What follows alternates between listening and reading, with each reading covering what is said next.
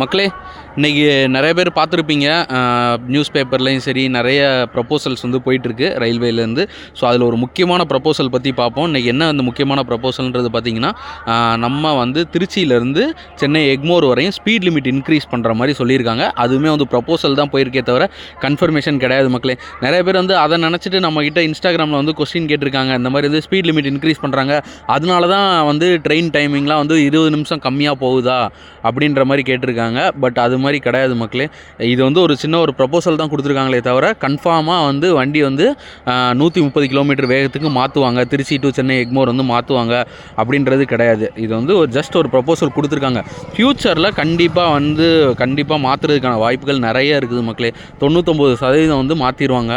அதாவது ஃப்யூச்சரில் இந்த சென்ஸ் லைக் இன்னொரு 1 வருஷம் 2 வருஷம் கழிச்சு, ஏன்னா அந்த பிளாட்ஃபார்ம் ஒர்க்லாம் முடிஞ்சு அதனுடைய மெயின்டெனன்ஸ் ஒர்க்லாம் பார்த்து அதுக்கப்புறம் தான் மக்களே வந்து அதை 130 மாற்றுவாங்க. இப்போ வரையும் 110 தான் போகும்.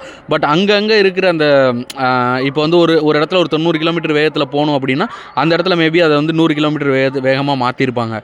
ஸோ இதுதான் வந்து அந்த ஸ்பீட் இன்க்ரீஸ் ஆகிறதுக்கான அந்த இப்போ நம்ம ஆல்ரெடி சொல்லியிருந்தோம்ல, புதிய எக்ஸ்பிரஸ் வந்து வேகத்தை அதிகப்படுத்தி 20 நிமிஷம் முன்னாடியே போகுது, இங்கேருந்து 6:50 கிளம்பி ஜனவரி 1 அப்படின்றத சொல்லியிருந்தோம் பார்த்தீங்களா. ஸோ இதுதான் வந்து அந்த ஸ்பீட் இன்க்ரீஸ் ஆகிறது. மற்றபடி வேறு எந்த ஒரு விஷயமும் கிடையாது.